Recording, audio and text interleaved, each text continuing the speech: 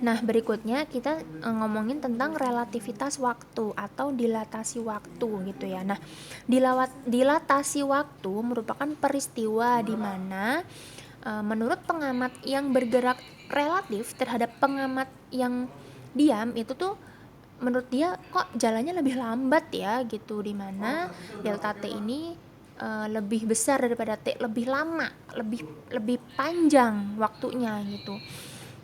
Contohnya gimana? Misalkan nih pernah denger atau mungkin nonton film tentang science fiction tentang manusia kembar yang misalkan nih dua orang nih kembar, si A dan si B.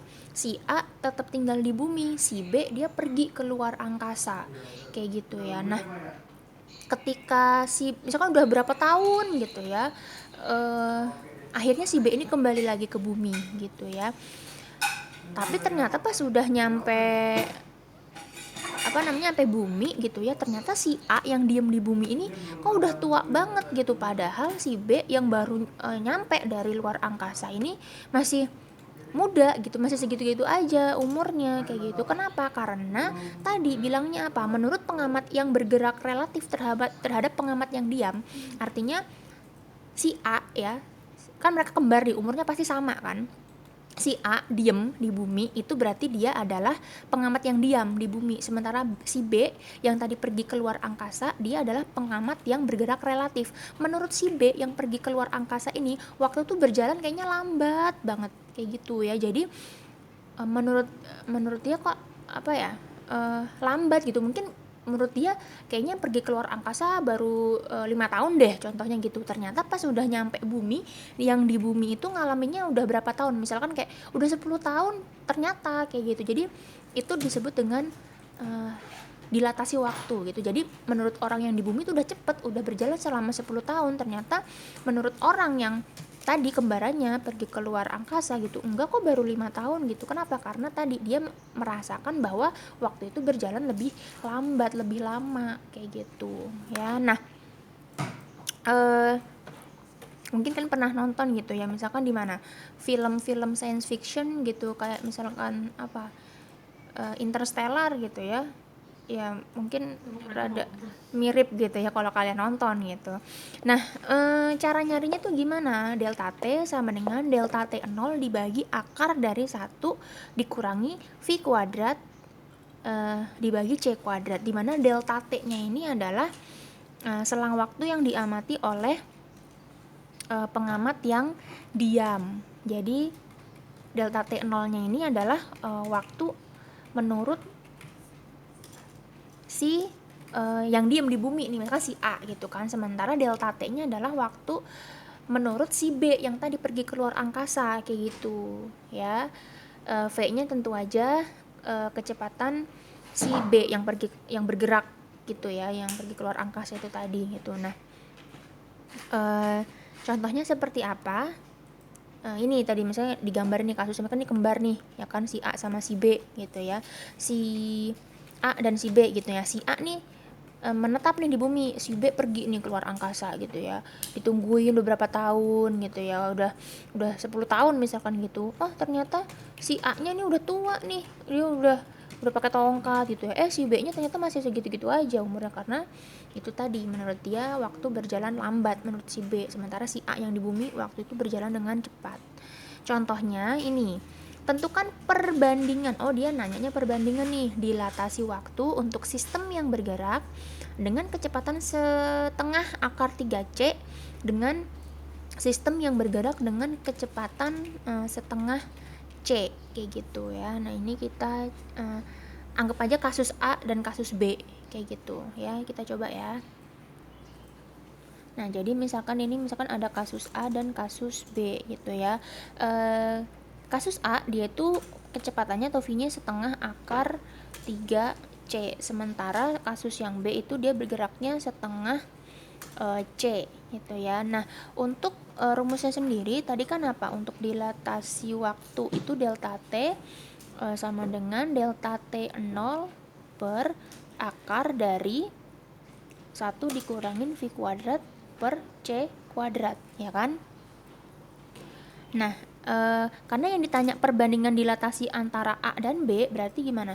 Berarti delta T-nya si A dibanding delta T-nya si B ya. Yang ini berarti delta T-nya si A dulu, berarti delta T 0 per gitu ya. Di sini akar dari 1 dikurangin V-nya si A dikuadratin per C kuadrat gitu ya. Di sini berarti dibagi delta T-nya si B, berarti delta T 0 per akar dari 1 dikurangin VB kuadrat per C kuadrat gitu ya. Nah delta T0 nya sama kayak gitu ya, dianggap sama kayak gitu. Nah sekarang kita kerjakan dulu di sini. Ingat, pecahan dibagi pecahan artinya dikali terus dibalik, berarti delta T0 per akar dari 1 dikurangin VA kuadrat per C kuadrat dikali ya kan, dibalik nih, dibalik berarti ininya yang di atas, akar dari 1 dikurangin VB kuadrat per C kuadrat dibagi delta T0. Apakah yang bisa dicoret?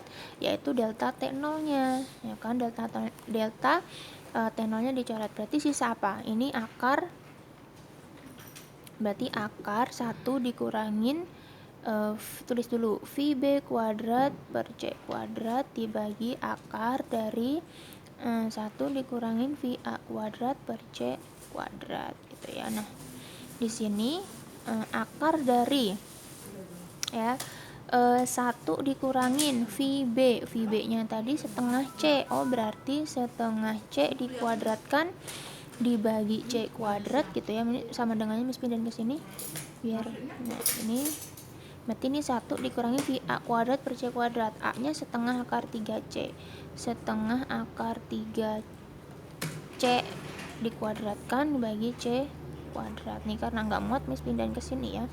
Berarti ini perbandingan delta TA delta TB sama dengan di situ, berarti akar 1 dikurangin setengah C dikuadratkan, berarti 1/4 C kuadrat per C kuadrat per akar dari yang ini 1 dikurangin setengah akar 3C dikuadratkan, berarti setengah kali setengah kan 1/4, akar 3 dikuadratkan kan 3 kali C kuadrat ini per C kuadrat ya. Ini C kuadratnya, ini C kuadrat sama C kuadrat ini juga ya, berarti delta TA per delta TB ini 1 dikurang 1/4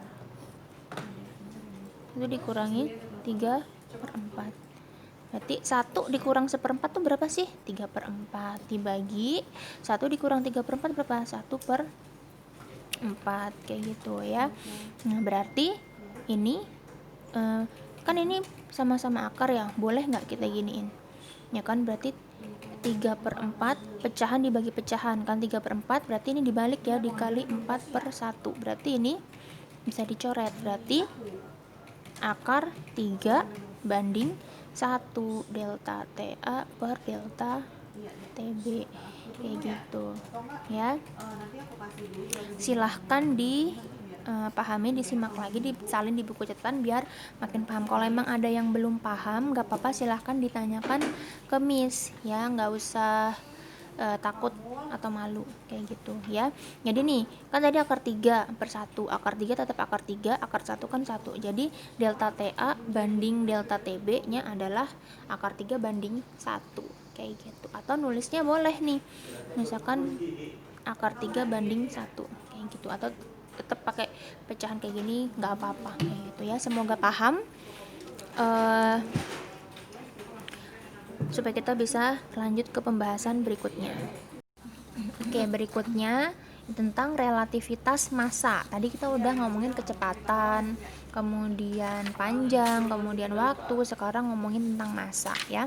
Relativitas massa merupakan peristiwa di mana sebuah benda yang bergerak relatif terhadap pengamat yang diam gitu ya mempunyai bobot massa yang lebih besar, di mana M yang teramati itu justru lebih besar daripada massa aslinya gitu. Jadi ada suatu benda nih gitu ya, misalkan dia tuh bergerak, misalkan kayak pesawat tadi, misalkan pesawat ini bergerak, kemudian ada pengamat yang di bumi nih, pengamat itu kan diam gitu ya. Jadi menurut pengamat itu si pesawat yang bergerak ini massanya itu justru tampak lebih besar. Kalau tadi waktu justru panjang tadi kelihatan lebih pendek gitu ya, lebih kecil, tapi kalau masak justru kelihatan lebih besar gitu ya. Cara mencarinya adalah M sama dengan M0 dibagi akar 1 dikurangi V kuadrat per C kuadrat ya, dimana M nya ini adalah massa benda yang teramati gitu ya. Kemudian M0 nya adalah massa benda yang aslinya kayak gitu ya. V nya tentu aja kecepatan gerak benda tersebut gitu. Nah, untuk contoh soalnya ini, jika C adalah kelajuan cahaya di udara, tentukan perbandingan massa relativistik partikel itu terhadap massa diamnya jika bergerak dengan kecepatan 0,8 C. Jadi ditanya nih intinya gitu ya, massa yang teramati itu berapa dibandingkan dengan massa aslinya kayak gitu ya. Nah, ini berarti kasusnya misalkan nih ada benda-benda yang bergerak gitu ya. Di sini misalkan ada pengamat kayak gitu ya. Dia kalau tadi kan ngomongin panjang kayak gitu ya. Kalau ini berarti massa. M0 itu adalah yang aslinya. Sementara M itu adalah yang teramati. Ya, teramati. Misalkan orang ini ngamatin benda yang bergerak atau kebalikannya kayak gitu ya. Yang teramati berarti nyari M-nya itu adalah M0 dibagi akar dari 1 dikurangi V kuadrat per C kuadrat kayak gitu. Nah, untuk contoh soalnya tadi, contoh soalnya adalah tentukan perbandingan ya massa relativistik partikel gitu ya, berarti M-nya itu berapa gitu ya, jika dia bergerak dengan ya kecepatan 0,8 C kayak gitu. Jadi langsung aja gitu ya, berarti kan M sama dengan M0. M0 nya tetap M0 karena dia mintanya perbandingan dengan massa aslinya gitu ya, dibagi 1 dikurangi V kuadrat, berarti 0,8 C dikuadratin per C kuadrat ya. Ingat di sini kalian pasti sering nggak telitinya tuh 0,8 dikuadratin tapi C nya nggak ikut dikuadratin kayak gitu ya. Berarti ini akar dari 1 0,8 C dikuadratkan 0,64 C kuadrat per C kuadrat. Berarti di sini C kuadrat yang bisa kita coret sehingga M0 per akar dari 1 dikurangi 0,64 kayak gitu. Berarti M-nya sama dengan M0 per akar dari 1 kurangi 0,64 0,36. Nah, kalau diakarin dia berapa? Yaitu M0 per berapa? 0,6 kayak gitu ya. Nah, tadi kan ditanya perbandingan massa itu terhadap massa diamnya kayak gitu. Jadi 1/0,6-nya dari massa aslinya kayak gitu ya, segini jadi jawabannya kayak gitu ya. Silakan dipahami lagi. Ini kalian cuman nentuin aja massa yang asli mana, massa yang teramati mana, kecepatannya bergeraknya berapa kayak gitu ya. Nah, berikutnya kita lanjut ya. Berikutnya adalah momentum relativistik. Nah, kalau momentum tuh apa, ingat nggak momentum waktu kelas berapa? Momentum tuh kelas 10 ya. Nah, momentum itu rumusnya adalah P sama dengan M dikali V. P-nya itu momentum, M-nya itu massa, V-nya itu kecepatan. Nah, kalau momentum relativistik itu nyari P-nya gitu ya, atau momentum yang teramati gitu ya adalah M0 dikali V ya, massa aslinya dikali V. Kecepatan benda itu bergeraknya berapa dibagi akar dari 1 dikurang V kuadrat per C kuadrat ya. Di sini emang mirip-mirip sih rumusnya kayak gitu ya. Kalian tinggal teliti aja mana yang dibagi, yang diper gitu ya, mana yang dikali kayak gitu. Nah, ini contoh soalnya supaya lebih paham. Seperti ini, ada sebuah partikel bergerak dengan kecepatan 0,6 C, berarti itu V-nya ya. Dia menumbuk nih sebuah dinding, berarti terjadi momentum gitu ya. Bila massa diam partikel tersebut M0 ya, massa aslinya ibaratnya gitu ya, M0, yang ditanya adalah tentukan momentum relativistik partikel tersebut. Momentum yang teramati itu berapa kayak gitu ya. Oke, pembahasannya ya. Misalkan nih ada suatu partikel gitu ya, anggap aja nih suatu partikel dia bergerak kemudian dia menumbuk suatu dinding kayak gitu ya, misalkan di sini gitu. Berarti dia tuh si bendanya tadi bergeraknya kecepatannya adalah 0,6 C kayak gitu kan. Di sini berarti terjadi tumbukan nih pas di sini nih. Oh, terjadi tumbukan kayak gitu ya. Nah, yang ditanya adalah tumbukan relativistiknya berapa. Tadi rumusnya apa? Yaitu P0 dibagi ya akar dari 1 dikurangi V kuadrat per C kuadrat, dimana P nolnya ini atau momentum aslinya ini adalah ya tadi kan P itu M kali V, berarti M0 kali V dibagi akar dari 1 dikurangi V kuadrat per C kuadrat. Ya udah gampang, ini tinggal dimasukin aja ke rumusnya. Misalkan di sini ya P sama dengan M0. M0 nya tadi kan ini dianggapnya tadi sebagai variabel tetap M0, berarti ini M0 tetap tulis dikali V, V-nya berapa? 0,6 C dibagi akar dari 1 dikurangi apa? V kuadrat. Oh, berarti 0,6-nya di 0,6 C-nya dikuadratkan dibagi C kuadrat gitu ya. Berarti ini M0 dikali 0,6 C dibagi ya, berarti ini 1 kurangin 0,36 C kuadrat per C kuadrat. Ini dicoret C kuadratnya, berarti kan ini sisa M0 kali 0,6 C per ya 1 dikurangi 0,36 kan apa? 0,64 ya, berarti ini M0 kali 0,6 C per 0,64 diakarin 0,8 kayak gitu. Ini boleh nih P-nya berarti sama-sama mau dibagi berapa. Misalkan sama-sama mau dibagi 0,2 misalkan ya, berarti 3 per apa? 3 per 4 gitu ya. C dari masa mula kayak gitu ya. Jadi kayak gitu hasilnya. Jadi 3/4 nya boleh mau jadiin koma-koma, C-nya itu tetap C variabel ya, menandakan kecepatan cahaya. M0 itu masa mula kayak gitu ya kan. Kalau ini kan berarti bentuknya apa? P sama dengan M dikali V ya enggak? M-nya apa? M0. V-nya siapa? Si 3/4 C seperti itu ya. Jadi momentum yang teramati adalah 3/4 C dari masa nolnya, atau mau dibalik M0 kali 3/4 C juga sama aja kayak gitu ya. Yang penting kalian pahami rumusnya. Emang rada mirip-mirip gitu ya, tapi asalkan kalian ingat dan paham pasti bisa cara mengerjakannya. Nah, yang terakhir ini adalah energi relativistik. Kalian kan sering tuh kalau misalkan ngelihat fisika tuh identiknya sama rumus E sama dengan mc kuadrat gitu ya. Mc kuadrat tuh apa sih ya gitu. E itu adalah energi gitu ya. M itu apa? Massa. C-nya itu adalah kecepatan cahaya kayak gitu ya. Nah, kalau misalkan ngomongin energi kan ada tuh energi kinetik gitu ya. Kalau misalkan yang ditanyakan adalah energi kinetik secara relatifnya kayak gitu ya, berarti adalah T dikurangi E0, dimana T-nya ini adalah energi total, E0-nya adalah energi diam kayak gitu ya. Nah, energi totalnya tuh apa yang tadi? Siapa? Energi totalnya adalah si mc kuadrat, sementara si E0-nya adalah si kan yang diam gitu ya, ibaratnya yang aslinya tuh berapa gitu, M0 kali C kuadrat. Bedanya cuman di M-nya aja kayak gitu ya.